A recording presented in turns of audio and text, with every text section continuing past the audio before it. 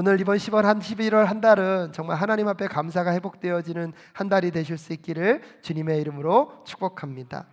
아까도 인사드렸지만 어저께 저희 교회 청년이었던 자매와 우리 교회에서 사역했던 한 전도사님이 결혼식을 하게 되셨습니다. 저는 축도의 순서를 맡아서 결혼식에 참여하게 됐는데요, 결혼식의 분위기가 너무 밝고 좋더라고요. 모든 순서가 다 좋았지만 저는 우리 청년들이 축가를 하는데 그렇게 감동이 되더라고요. 오랜만에 결혼식장에서 퍼지는 청년들의 축가를 듣고 있다 보니까 제가 이렇게 멀리서 가까이서 지켜봤거든요. 청년들 한 사람 한 사람 얼굴들이 살아있어요. 야, 이 성가대 할 때 저런 표정이면 참 좋겠다. 그리고 보니까 이 신랑 신부도요, 너무 밝은 거예요. 근데 보니까 눈물을 흘리지 않더라고요. 아, 요즘 세대들은 즐길 줄 아는구나. 근데 이 축가가 딱 끝났을 때 제 마음에 감동이 확 몰려오니까 저도 모르게 우리 아내 공연 때만 했던 환호가 나오더라고요. 와! 해가지고 혼자 막 소리를 치고 했던 그런 감격이 있습니다. 어저께 결혼식을 지켜보면서 얼마 많은 기쁨의 미소들이 넘치는지 우리 신랑과 신부의 얼굴을 보니까요, 그냥 오 해피데이가 들려오는 것 같아요. 오 해피데이. 그러니까 그런 것 같아요. 서로에게 결혼식은요, 아름답고 너무나 멋진 날입니다. 평생 내가 당신에게 충성하겠습니다, 내가 당신만을 사랑하겠습니다라는 서로의 약속을 하는 시간입니다. 그러면서 모든 회중들, 참석하는 모든 하객들은 그 약속에 무엇이 되는 것입니까? 증인이 되는 것입니다. 그래서 그 두 사람이 정말로 신실하게 그런 사랑의 가정을 이루어갈 수 있도록 우리가 함께 지지하고 격려하는 시간이 결혼 예식의 순간입니다. 또한 그 순간에 누가 함께하고 계십니까? 하나님이 함께하고 계십니다. 그 약속은 세상에게 하는 것이 아닙니다. 사람에게 하는 것이 아닙니다. 하나님 앞에 하는 것입니다. 하나님 앞에 한 그 약속을 하나님이 지키시고 인도하시고 함께 하실 줄로 믿습니다. 그래서 여러분, 결혼 예식은요, 하나님과 그 다음에 뭐예요? 신랑과 신부와 온 하객들이 삼위일체가 되어서 하나님 앞에 드리는 너무나 아름다운 예식입니다. 그렇게 결혼식이 끝나고 나면 여러분, 이 신부와 신랑은요, 신혼부부 생활을 하게 되는데요, 신혼부부 동안에는요, 너무나 좋은가 봐요. 뭘 하지 않았는데도 낄낄 깔깔 하하 호호가요 넘쳐나는 것 같아요. 그래서 어른들은 그런 신혼부부의 모습을 볼 때 뭐가 쏟아진다? 맞아요, 깨가 쏟아진다. 근데 제가 왜 깨가 쏟아진다 그러다가 한번 인터넷을 찾아보니까 그 유래를 이렇게 설명하고 있더라고요.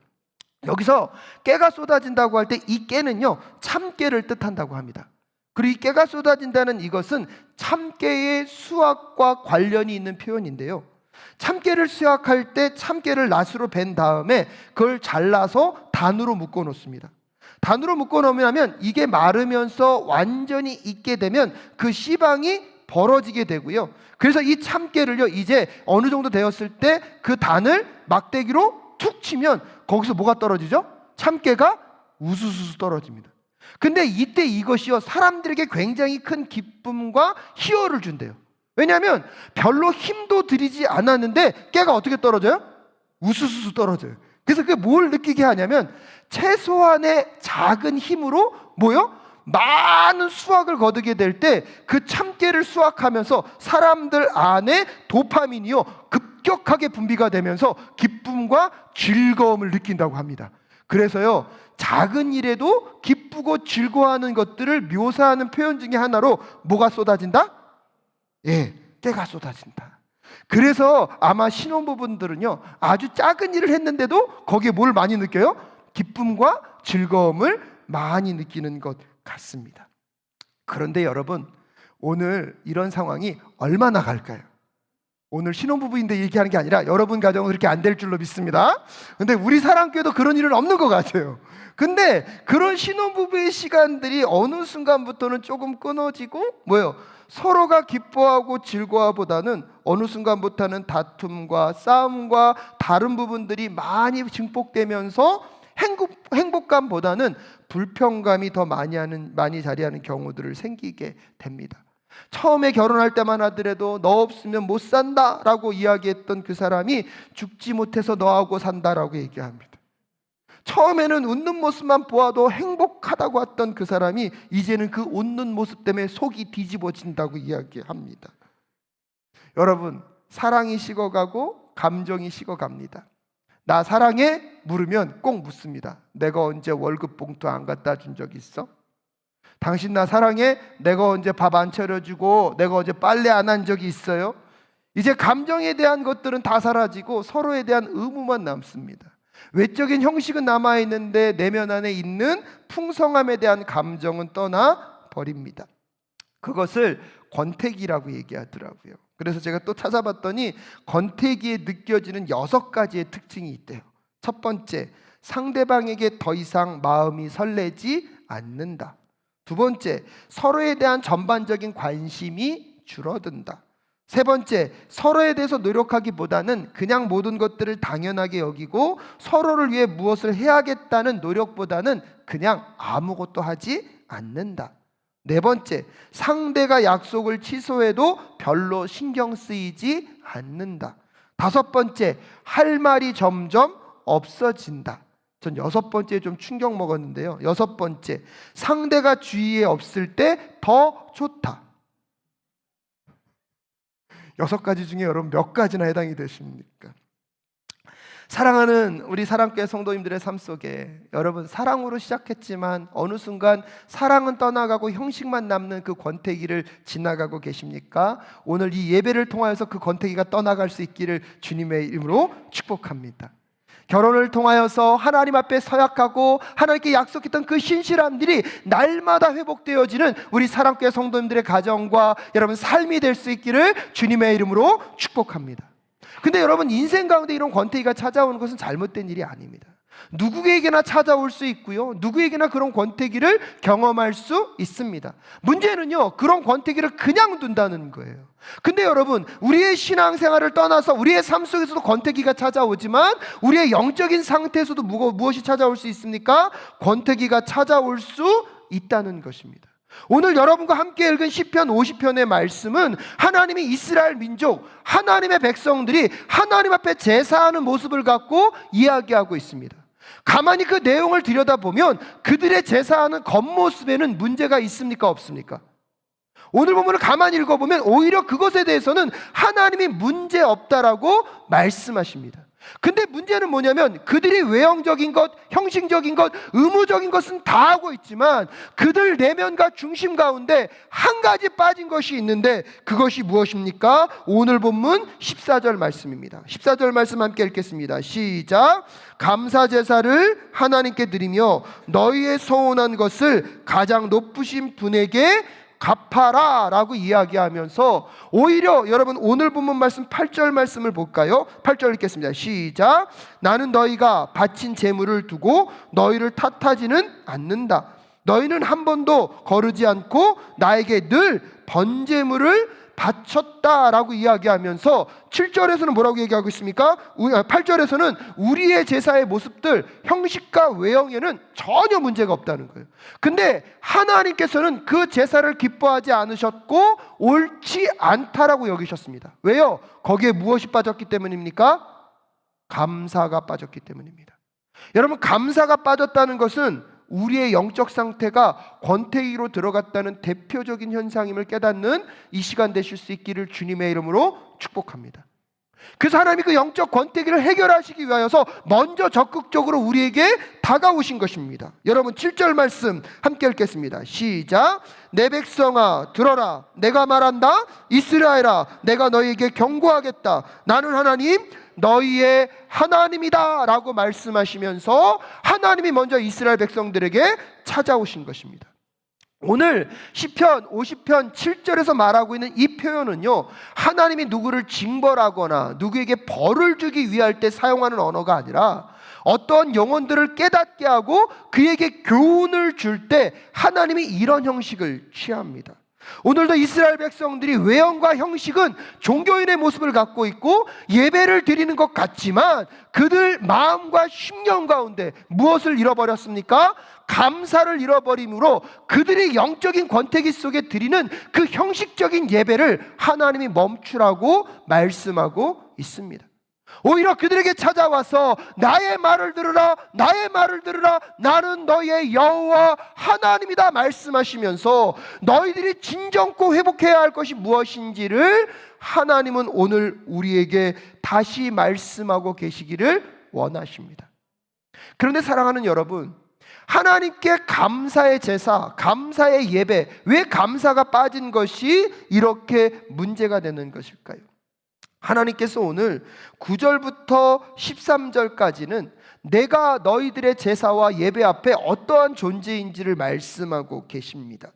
9절 말씀 함께 읽을까요? 시작. 너희 집에 있는 수소나 너희 가축 우리에 있는 순염소가 내게는 필요 없다. 10절. 숲속의 뭇짐승이 다 나의 것이요 수많은 산짐승이 모두 나의 것이 아니더냐라고 이야기하면서 여러분 12절 말씀 함께 읽겠습니다. 시작. 내가 배고프다고 한들 너희에게 달라고 하겠느냐? 온 누리와 거기 가득한 것이 모두 나의 것이 아니더냐라고 이야기하면서 9절부터 13절까지 하나님이 무엇을 말씀하시는 거냐면, 하나님은 무엇이 부족하셔서 우리들이 그 부족을 필요를 채워줘야 하는 분이 아니심을 강조하고 있는 것입니다. 하나님은요, 우리가 제물을 드리지 않아도, 우리가 하나님께 무언가를 해드리지 않아도 스스로 만족하시고 스스로 그분을 채울 수 있는 하나님, 우리 하나님이신 줄로 믿습니다. 설령 배고픔을 느낀다 하더라도 우리가 제물을 그분 앞에 안 갖다 드려도 하나님이 오늘 뭘 말씀하시는 거예요? 너희들이 나에게 그 제물을 안 갖고 와도 이 세상의 모든 것이 누구의 것이다? 나의 것이다 라고 하나님이 다시 말씀하고 계신 것입니다. 그렇기 때문에 실질적으로 너희들이 그런 형식적으로 나에게 갖고 오는 것은 하나님께 필요한 것입니까? 필요 없는 것입니까? 필요 없는 것이에요. 근데 문제는 뭐냐면, 우리는 그 하나님이 요구하시는 그것을 갖다 드리면서 마치 하나님은 배고프시고 무언가가 부족하신 분이셔서 우리가 그분의 배고픔을 채워드리고 그분의 필요를 채워드리는 사람이라고 우리가 착각한다는 거예요. 근데 그 마음이 들게 될 때 여러분, 그 안에 무엇을 이미 잃어버린 것입니까? 감사를 잃어버린 것이. 근데 이게 왜 문제가 되냐면, 그 당시 고대 근동의 이방 종교에서는요, 사람들이 그렇게 생각했어요.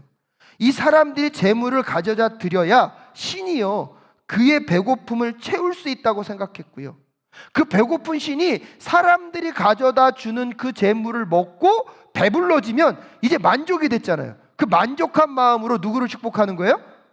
사람들을 축복한다고 생각했던 것들이 이방 종교가 갖고 있는 생각이었어요.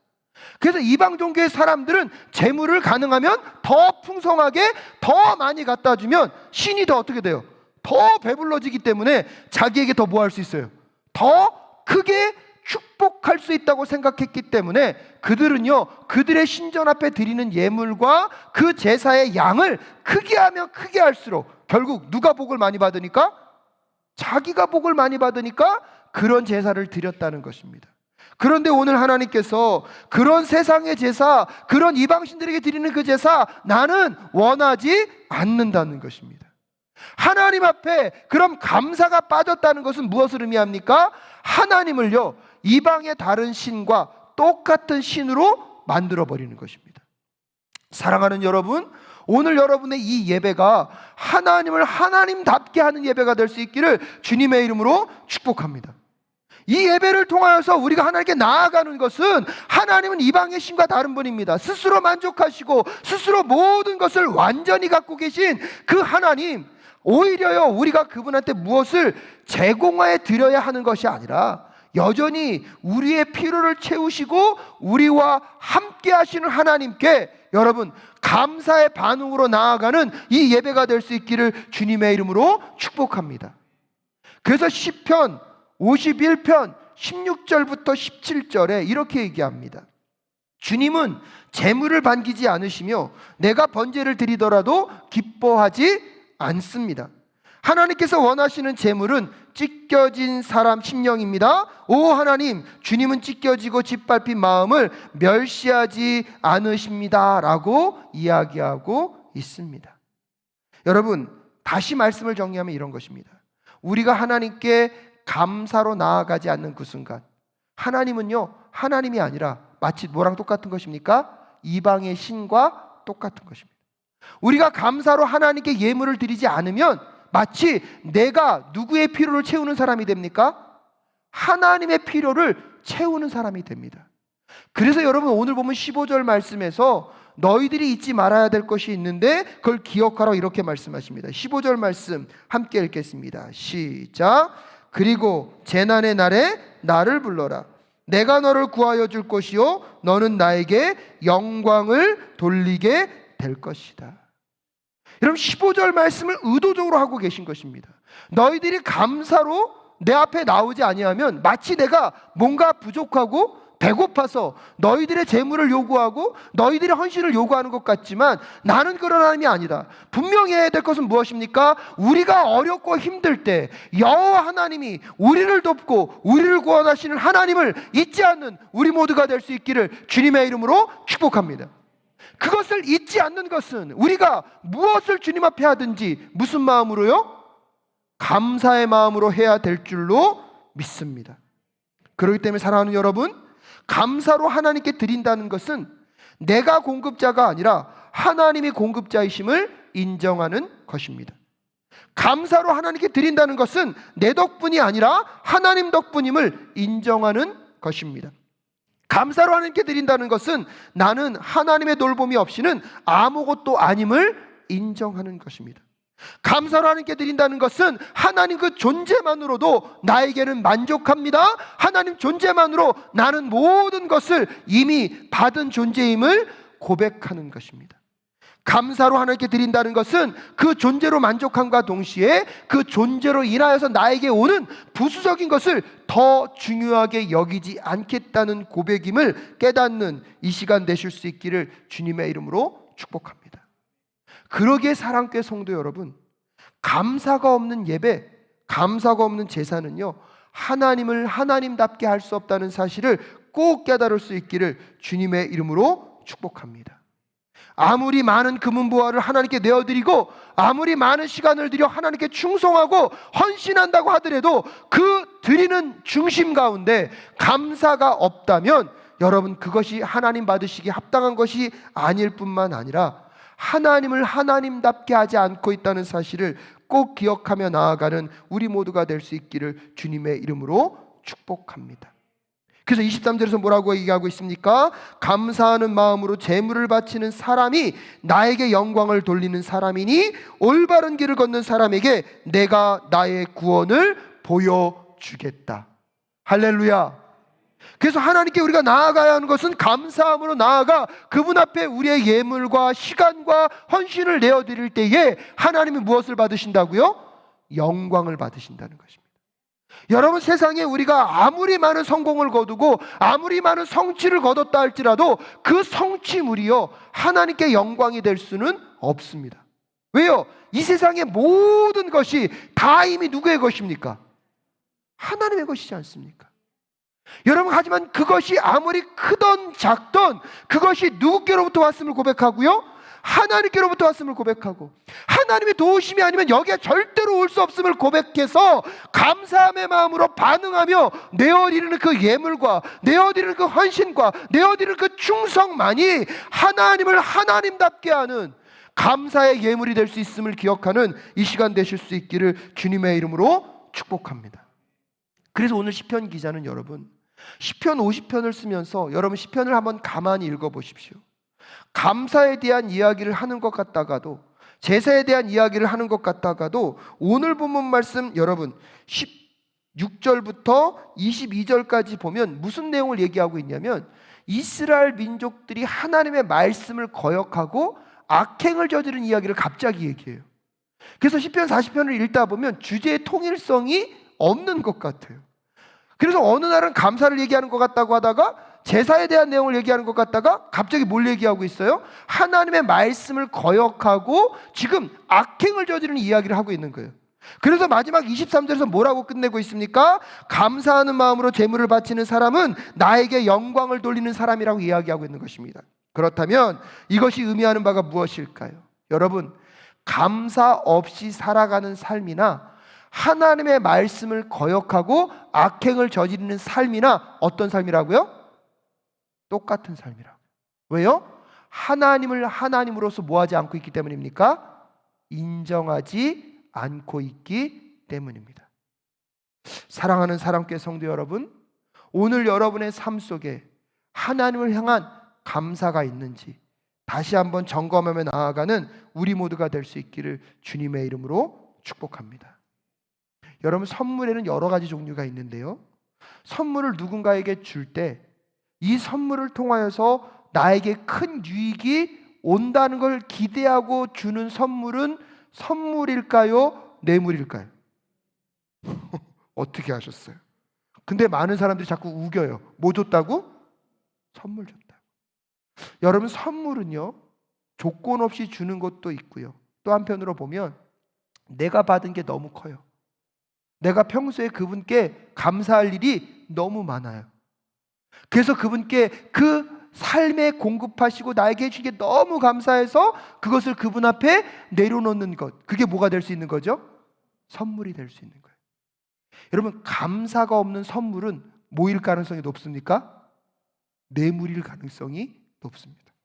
오늘 여러분에게 묻고 싶습니다. 이 예배가 여러분 뇌물입니까? 선물입니까? 할렐루야.